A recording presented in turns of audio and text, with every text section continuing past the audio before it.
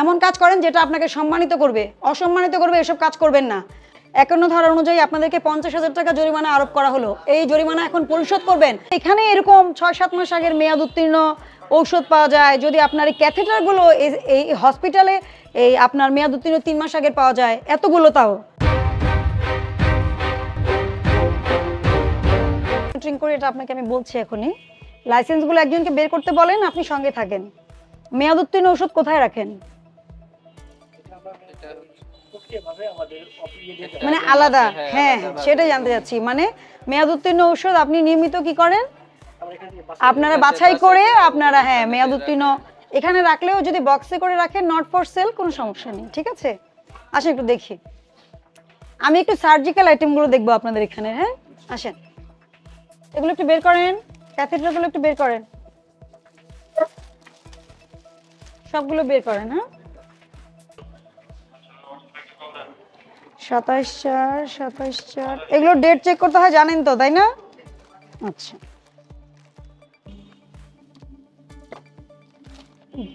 এগুলো blood bag. ঔষধ সব সময় শুকনো ঠান্ডা স্থানে রাখতে হয়। আপনাদের প্যাকেটগুলো ভিজে গেছে, হ্যাঁ, কিন্তু যদি ফ্রিজের সমস্যা যদি থেকে থাকে তাহলে কি করতে হবে, ফ্রিজটা চেঞ্জ করে ফেলবেন, ঠিক আছে? এটা আবার দেখেন 26 সাল পর্যন্ত মেয়াদ আছে। তাহলে আপনি এই যে দেখেছেন সেম জিনিস, তাহলে কি করছেন আপনি? আপনি মেয়াদ উত্তীর্ণ এবং মেয়াদ আছে এগুলো মিলিয়ে ফেলেছেন।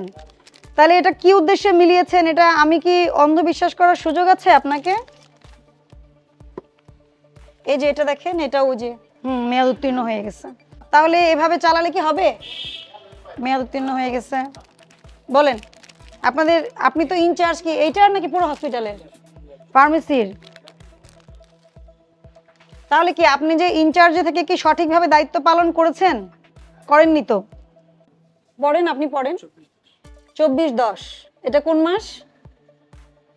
জানুয়ারি 2025।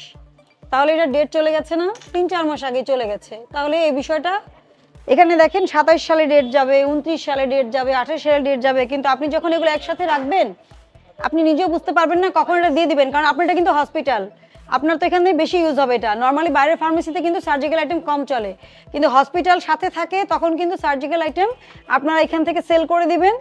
রোগীও দেখবে না, নার্সও খেয়াল করবে না, একটা দুর্ঘটনা ঘটে যাবে। আমি বোঝাতে পারছি? আপনি যদি 1 সপ্তাহ হতো, আপনি হয়তো 2 দিন হলে মানুষ ইগনোরেন্ট থাকতে পারে। এটা আগস্ট, সেপ্টেম্বর, অক্টোবরে শেষ হয়েছে, নভেম্বর, ডিসেম্বর, জানুয়ারি, প্রায় 2.5 মাস হয়ে গেছে। আপনি মেয়াদ উত্তীর্ণ, এটা কি ক্যাথেটার না? এত ওষুধ মেয়াদ উত্তীর্ণ। হসপিটালে যখন আপনি বিজনেস করবেন আপনাকে কিন্তু অন্যদের চাইতে অনেক বেশি অ্যালার্ট থাকতে হবে। এটা কিন্তু জুলাই 2024 নাকি? জুলাই 2024-এ মেয়াদ শেষ হয়ে গেছে, 6-7 মাস হয়ে গেছে। তাই এটা কি কি দেখাই যাচ্ছে? এই আপনাদের অথরিটিতে কি আছে? যে দেখেন এখান থেকে মেয়াদ উত্তীর্ণ দেখা যাচ্ছে। আপনার নামটা প্লিজ?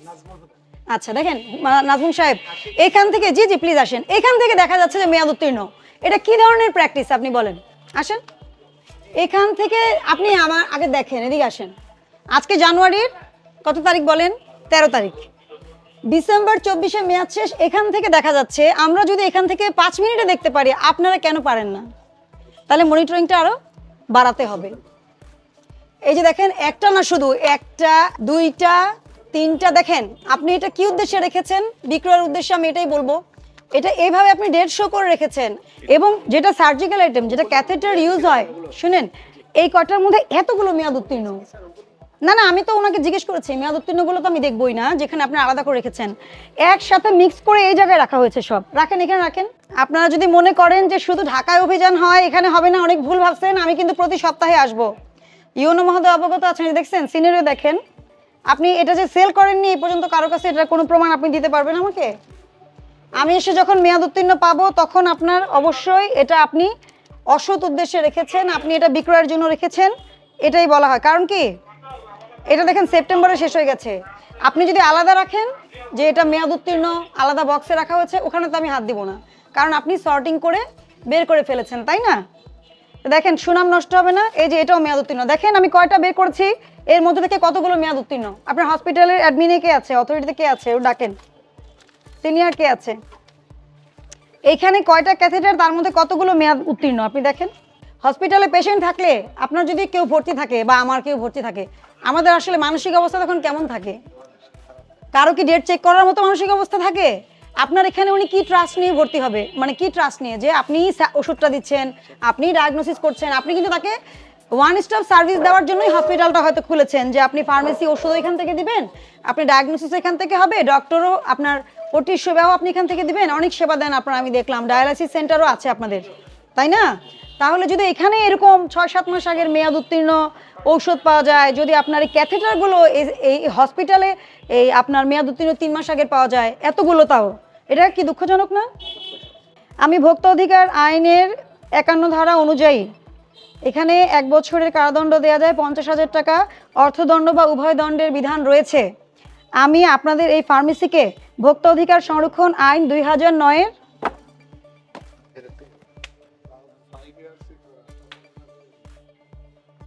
কত সালে ছিল এটা?